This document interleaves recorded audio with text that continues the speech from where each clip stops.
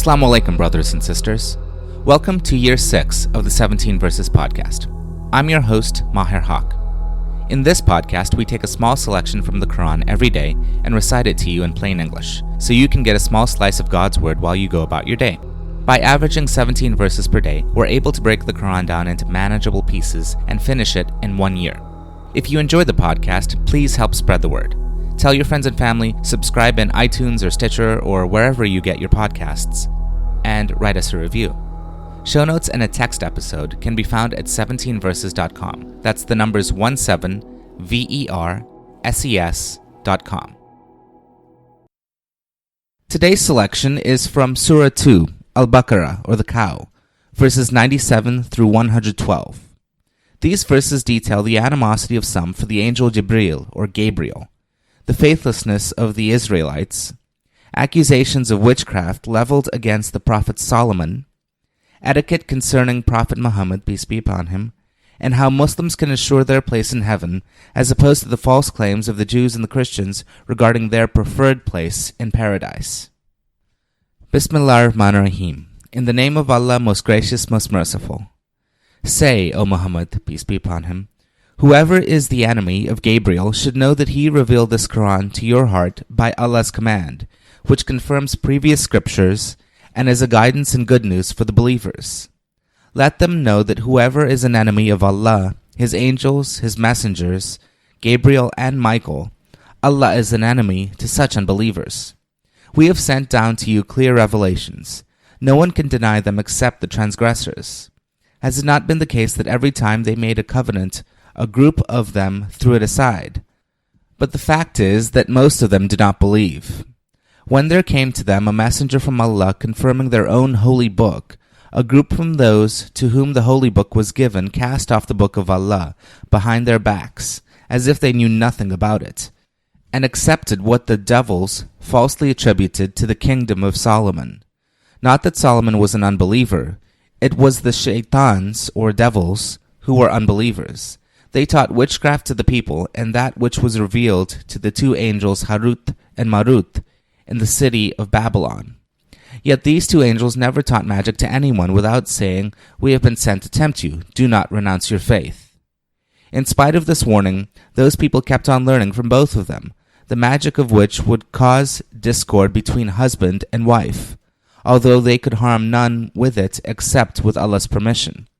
They learned indeed what harmed them and did not profit them, even though they knew fully well that the buyers of magic would have no share in the happiness of the hereafter.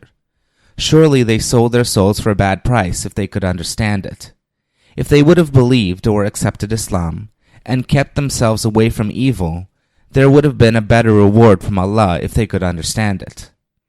O believers, do not say to our messenger, Ra'ina, which is an ambiguous word which means, listen, may you become deaf, or our shepherd, or in the Judeo-Arabic language conveys the sense of, quote-unquote, our evil one. But say, Uzurna, which means look upon us or pay attention to us, and listen to him carefully, and remember that there is a painful punishment for the unbelievers. The unbelievers among the people of the book and the mushrikeen, or those who associate others with Allah, would never wish that any good be sent down to you, O Muhammad, peace be upon him, from your Lord. But Allah chooses for His special mercy whom He pleases, and Allah is the most gracious. We do not abrogate any of the verses of the Quran or cause it to be forgotten except that we substitute it with something better or similar. Do you not know that Allah has full power over everything? Do you not know that to Allah belongs the dominion of the heavens and the earth, and that besides Allah you have no protector or helper? Do you intend to ask your messenger questions as Moses was asked before? But whoever barters belief for unbelief has indeed lost the direction of the right way. Many among the people of the book, that is Jews and Christians, wish they could somehow turn you back from belief to unbelief due to their selfish envy, after the truth has become quite clear to them. Forgive them and bear with them until Allah brings about His decision. Rest assured that Allah has power over everything. Establish prayers and pay charity, and whatever good you send ahead of you to the hereafter for yourselves, you shall find it with Allah. Surely Allah is watching all your actions. They say, None shall enter paradise except the one who is a Jew or a Christian. These are their vain desires. Say, O Muhammad, peace be upon him, let us have your proof if you are right in your claim. Yea, whoever submits himself entirely to Allah and is a doer of good deeds will be rewarded by his Lord, and will have nothing to fear or to grieve. Ameen. This concludes today's episode of the 17 Verses podcast. I hope that this selection helps increase your understanding of the Holy Quran just a little bit. If you like the podcast, you can subscribe in iTunes or Stitcher and write us a review. Or you can grab the RSS feed and put it into your own podcast app. The show notes, including a text version of this episode, can be found by going to 17verses.com. That's the numbers 17, VERSES.com. Thank you, and be well.